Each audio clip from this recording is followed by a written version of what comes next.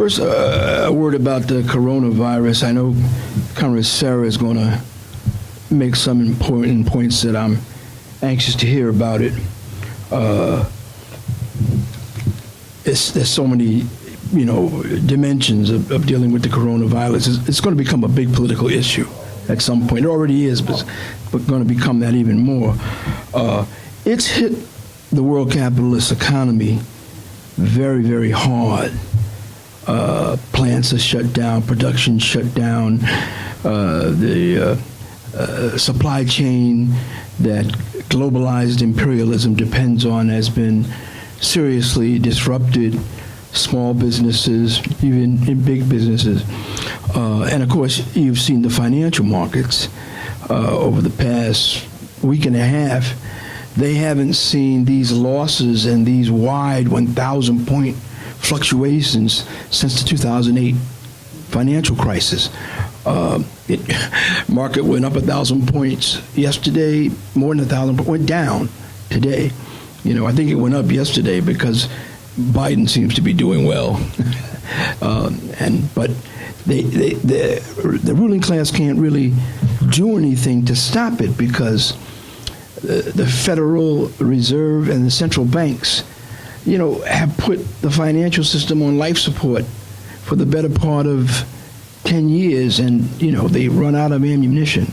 So more should be said at the appropriate time, but we need to look at this very carefully because it could be the beginning of a new world capitalist crisis. And even though the virus is the catalyst, I would underscore catalyst. And the impact that it's had on the economy is significant in and of itself. Make no mistake about that. But the economy's been on life support, especially the financial markets, where governments have just been pumping in free money for people to borrow. It means that's how it shot so high. And it's been a bubble, an enormous bubble, a frightening bubble, looking for an excuse to begin blowing up, bursting. And one of the ways that we could look at this is the coronavirus seems to have become that final straw. But we're going to be talking about this, and Sarah will make a contribution to the discussion. They may be, if the economy begins going down, especially in the United States, the Democratic Party leadership may regret what they're doing to Sanders, because sometimes it's at such a time when the economy is slipping into an even deeper economic crisis, when it's not just inequality and low wages, but people being laid off and businesses of all sizes closing down. That's a whole nother level of crisis. And that could be in the offing. When something like that happens, sometimes they want somebody like a Saunders, or an FDR to come in and do what they can to make sure that the masses don't rebel and want socialism. Anyway, moving on, I'm going to assume that comrades know what happened in South Carolina, Biden winning. Comrades know what happened on Super Tuesday, Biden winning many contests, Saunders not doing as well as people expected him to do, and all of the Democratic presidential candidates getting out of the race, from Bloomberg to Warren, even did it today. Most of them immediately supporting Biden, with the exception of Warren. We can only view this as a frantic panic on the part of the Democratic Party political establishment that saw Sanders doing very well and began freaking out. And not long ago, they were ready to kind of push Biden aside because he didn't seem to be a very effective candidate. Well, he seemed to be a candidate with many, many weaknesses. But then they began freaking out, and they figured we got to rally behind him, and they all came together. And this is the change that has happened this week and the change in the media and so forth.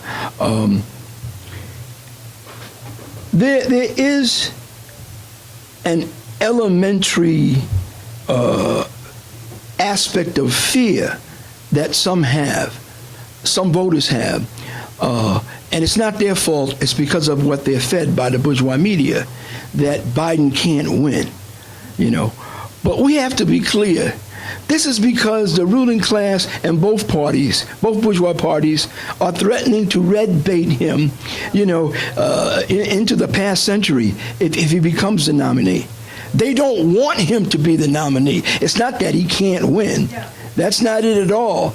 They don't want him to be the nomination. They don't want to have anything to do with anything called socialism, even if it's not really socialism. They don't want to make any concessions to the working class. They want to keep the wealth that they've extracted and robbed from the workers and the oppressed from the world, period, and that's the real factor. And it is, it's not over. We'll see what will happen in the primaries that are coming. I think Michigan is next week. Chicago's coming soon. Who knows? Maybe more surprises. But they seem like they're on the road to doing what they did in 2016, and that is crush the left wing of the party and usher in the neoliberal capitalist imperialist wing, or more imperialist wing, because Sanders, he's not necessarily anti-imperialist, more contradictory, what was our view of why they lost 2016? It wasn't because of Russia, it was because they abandoned the working class.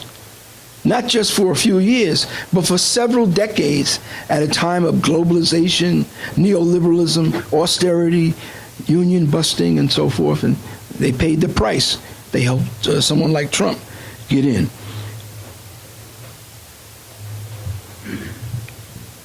Now, looking at some of the things that happened in the election, it's important for us to be clear-eyed and honest. A party that's struggling to be a party of the working class, like our party, needs to neither fear or deny the weaknesses of the working class movement in our country. We have to accept them and assess what can be done about them. The Democratic Party has been the default party of the masses for almost 100 years, at least since the New Deal and FDR, when they were worried about the workers rising up, making a revolution, or at the very least breaking with the bourgeois parties and maybe forming a labor party or forming their own social democratic party, maybe even a revolutionary party, So at that time, they said, don't break, don't form your own party, don't be independent, don't be class conscious. We're giving you the Democratic Party. This is your party. And that's the way it's been for a long, long time. And it's hard to undo that. And there have been efforts to undo that, for the left to break, for there to be a working class break, for there to be a break of oppressed people. I don't want to go over the examples of it. Jesse Jackson was one example, maybe not led by him, but by some who were supporting him 30 or 40 years ago. This time, the effort to do that could be much bigger and much more consequential. But the point is to still understand the hold that the Democratic Party imperialist leadership has over the workers. What you hear, and it's ad nauseum, how the black workers in the South are so loyal and how they voted for Biden. There's a lot of ways to look at that. Here's one way. It's not the whole picture, but it's one dimension of it. These older black workers in places like Alabama and Mississippi, and South Carolina and Georgia, who are old enough to remember apartheid, who are old enough to remember, when they could not vote, and certainly know the oppression that their parents and grandparents faced. They see someone like Trump coming in and giving a green light to white supremacy, and it scares the hell out of them. It scares the hell out of them. And a part of this is reacting to that fear. When Jim Clyburn, a black congressman from South Carolina, and at this point probably the highest ranking black member of Congress, the most influential member, when a few days before the Super Tuesday, or a few days before South Carolina, when he comes out and gives this emotional support and puts it in that context almost, it could have an effect. A few days later, you have John Lewis, a hero who was nearly beaten to death, on the Edmund Pettus Bridge into Selma at the Great March from, Montgomery to Selma 55 years ago, and has a lot of credibility and has stage 4 pancreatic cancer. He had his staff drive him to the 55th anniversary where he got out the car and he said, we've got to vote like we've never voted before. And if you were confused about what he meant, you could see what happened in the South and other places on Super Tuesday. That's one dimension of it. Of course, another dimension of it is this. A lot of younger black people may not agree with that and may have some other feelings about it. And the question is, whether they're able to assert themselves, without help or with the help of more radicalized elements in the working class. Another interesting, dynamic in this is the Latinx community is much more in favor of Sanders. I'm not certain about the reasons.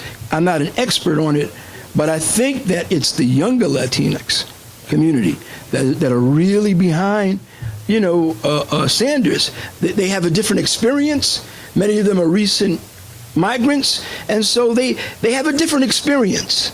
They don't have that, and they're not so anti-communist because of where they come from. That alone becomes some bar that's a problem for them. Also, this is important. A reality check. The labor movement in this country is evolving.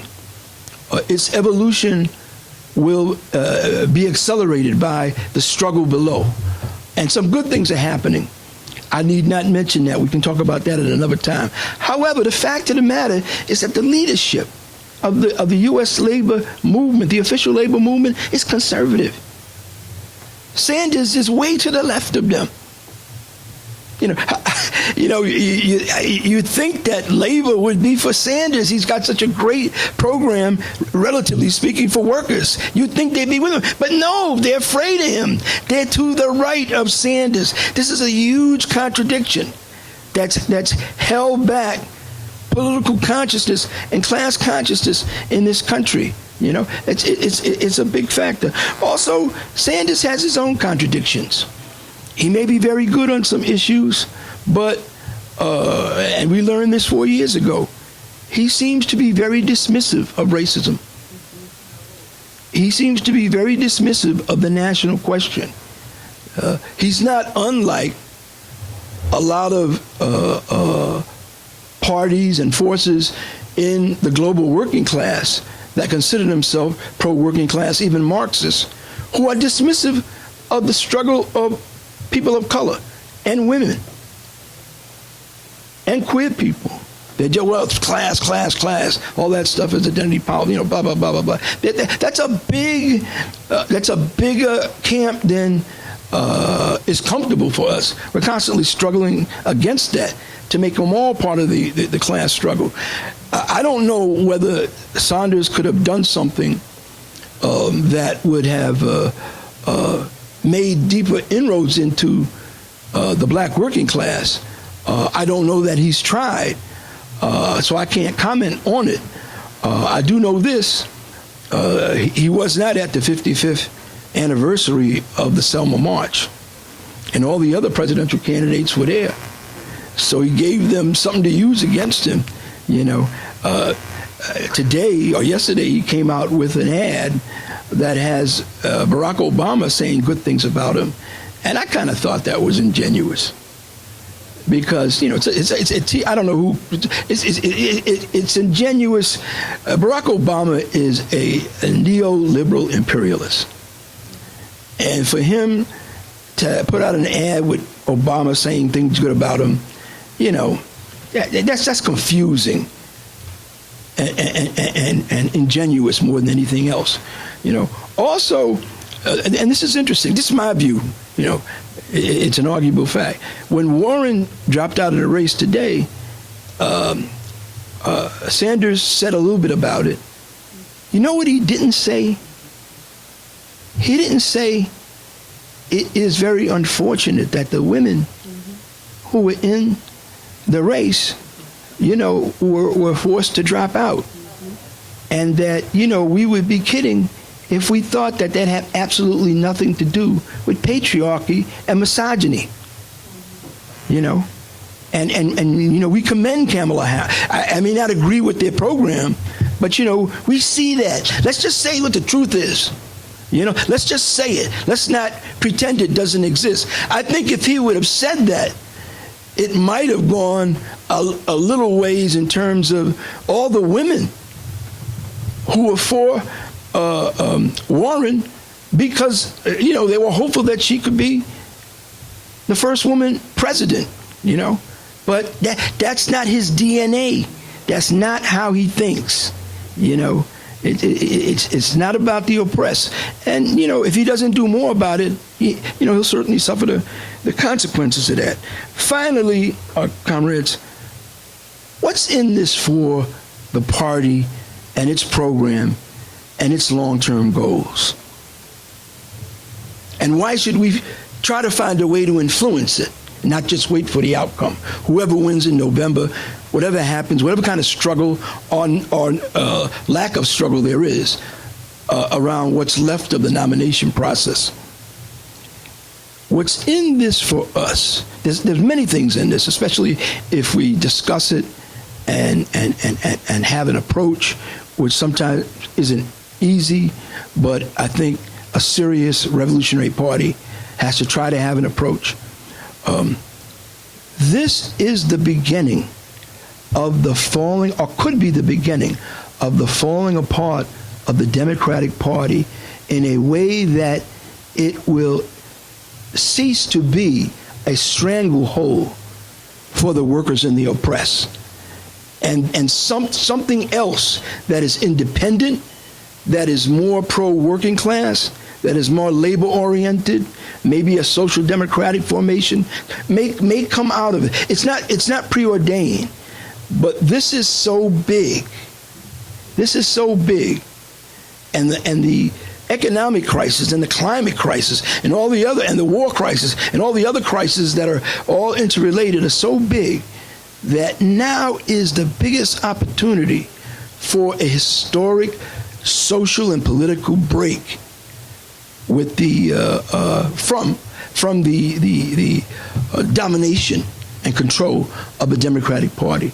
I hope that the party will follow this carefully, comment on it, and have a view toward being in that, be the revolutionary wing of it, perhaps with others.